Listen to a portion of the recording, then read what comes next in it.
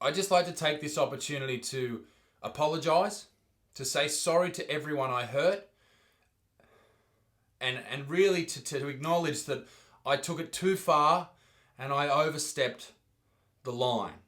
And I need to say that I'm sorry. Is exactly what they want me to say. But ladies and gentlemen, we both know that's not going to fucking happen. It has been an interesting few days. The mainstream media has gone on an all-out assault upon me. The attack that they have launched from within their ranks has been designed to discredit me, deplatform me, and then destroy me. I knew going into this, provoking the all-powerful bear that is the mainstream media was dangerous. They have so much unrelenting power, but I underestimated that. On Monday morning, a newspaper article was released. Melbourne Comedy Festival performer Isaac Butterfield criticised for Holocaust remark. Comic in Holocaust joke fury. Comedian shock retort after Holocaust gag. I was now the enemy of the people. Hundreds of emails, thousands of aggressive DMs from people, strangers that I never met, even people in the public eye. People saying that they wanted me dead. People saying that maybe I should be one to experience the effects of a Holocaust. People saying that they wished that I killed myself, that they were going to kill me, that I was a horrible piece of shit, an anti-Semite. This has been my week. All this after a joke. I was the enemy of the Jewish world. I was on the J News, an Australian Jewish website. The Australian Anti-Defamation Commission was in an all-out attack upon my name. Newspaper after newspaper was copying the same story and talking about it. The Israel Times was talking about it. The Cleveland Jewish News was talking about it. All of this over a joke. A piece of humour designed to make people laugh. Did I make a joke about the Holocaust? Yeah. Was it shocking? Absolutely. But will I apologise for it? Not a chance.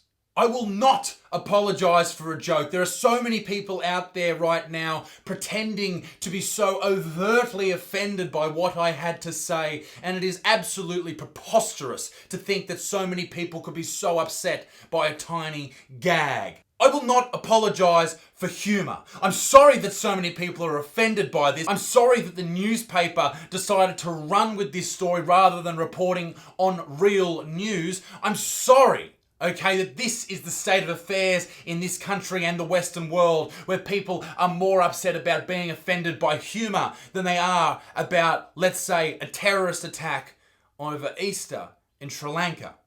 This was a bigger story, according to the particular newspaper that ran it.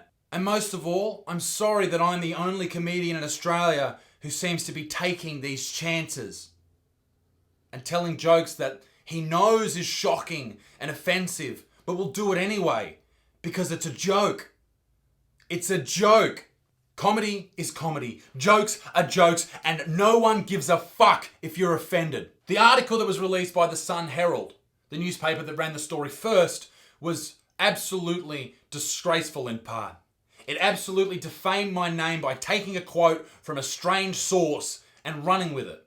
That same quote was run over papers across the globe. Now, over the past few decades, or maybe even a century, if a paper or a news or a media organisation talks shit about you and prints a lie, even in this circumstance, the person who has been attacked or defamed has no point of recourse. That is just the truth. That is now gospel. You are this, according to the newspaper. Thankfully, I have you. I have all you good motherfuckers that I can now reveal the truth about this whole Holocaust controversy. So let's talk about it. The article itself was written by a woman called Anika. Now, Anika works for the Herald Sun, and she is also the crime reporter. Yep, that's how good the Australian police are. The biggest crime story of the week was fucking the Buttsman. Jesus Christ. Comedian Isaac Butterfield has come under fire by the Anti-Defamation Commission following his performance at the Melbourne Comedy Festival on April 11th. A Jewish woman who attended his show said that he made the remark, and I quote, "Imagine the joy of the people when they heard the Jews were sent to the gas chambers. Offended by the comment, she sent Mr. Butterfield an email saying, "Sitting there, hearing about Jews being gassed, 8 million perished, including children. Watching family members being gassed, tortured or shot is not remotely funny." Now, once again, I would just like to point out that that quote that lady used is absolutely not true at all. Now, you may be sitting there thinking to yourself, "Oh, sure it's not, mate. You know, you're just trying to defend yourself so that people don't fucking hate you anymore and all this type of bullshit." Okay, sure. And that's what a lot of people do when they come under controversy. They come up with some lie or whatever. Thankfully, I record every single one of my performances because I like to go through them and make sure I can throw in an extra tagline here or another joke here to make them better. And I recorded the show on April the 11th. And I'd like to play that joke for you right now. Now, you may be offended by this, and if you are, just fucking unsubscribe and fuck off, for Christ's sake. Here's the thing, I've had vegans come to my show before. I had one sitting right at the front row there one day. And he said, "I'm a vegan, mate, and proud of it." And I was like, "Do you know what I get up to, all that type of stuff?" And he said, "I do." And I thought, if you got to know me, maybe you'd change your mind on vegans forever. Silly boy. That's so ridiculous that I would change my mind just because I got to know him. I mean, that's like a Jew in 1942 turn up at Auschwitz. You got to know him. Anyway, we gassed the cunt and... Ooh, don't you hate evidence? Perhaps all these newspapers across the entire globe that are running with this story about how much of a piece of shit I am, maybe they're the ones who should apologise for making me out to be some fucking anti-Semite. Alright, you fucking cocksuckers. It turns out the joke is about vegans. About vegans not being overly welcome even though he's trying to change my opinion of vegans. And then I make a comparison to the Holocaust. Now, don't get me wrong. Of course it is a shocking joke. But it is not a joke attacking Jewish people. But this is what the media made it out to be. They made it out to be this whole thing where I am this anti-Semite, horrible person. And I've spoken since to people of the Jewish community in Australia, and I've explained the situation, and their response was, "Oh, that's not that bad at all." And I said, "I know." This is worldwide. This is my name, remember. I'm a real person. And I'm fine with people saying that, okay? They can say whatever they want, that's free speech. But at least get your quotes right. I mean, for fuck's sake, you're supposed to be a journalist, Anika. Get your quotes right. Do your research, mate. In her email, she stated that there was nothing funny about 8 million Jews being killed in the Holocaust. She said that's not remotely funny. That's not funny at all. But as you saw from that piece of audio, every single person laughed in the audience. And just because one person did it, I'm supposed to change the entire show? I had 3,000 people come to my show over 2 weeks in Melbourne. Are you saying that those 3,000 people are anti-Semites? Are you saying that those 3,000 people hate Jewish people? I had a group of young Jewish kids, right? Wearing their yarmulkes, coming in, and they asked me after the show, after I did that joke, to send a message to their group, their schooling group, saying Mazel Tov, congratulations, all these type of things, right?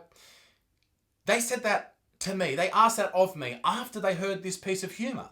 Are they anti-Semites as well? Or did they just grasp the idea that it was a joke? Post this joke controversy, there was actually something that I did say that was quite horrible. Now, I will accept that. Now, the leader of the Defamation Commission went out to say that my comments were disgusting in my reply to the email that I received. If you can't stand the heat, get out of the oven.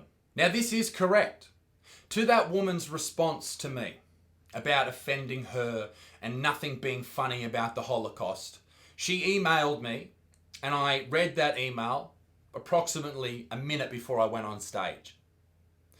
And my response to her was one line: if you can't stand the heat, get out of the oven. Now, I admit that that is a horrible thing to say. And if I had said that on stage as a heckle comeback, I think that would be absolutely fine to say something as horrible as that, because that's what happens at my comedy shows, all right?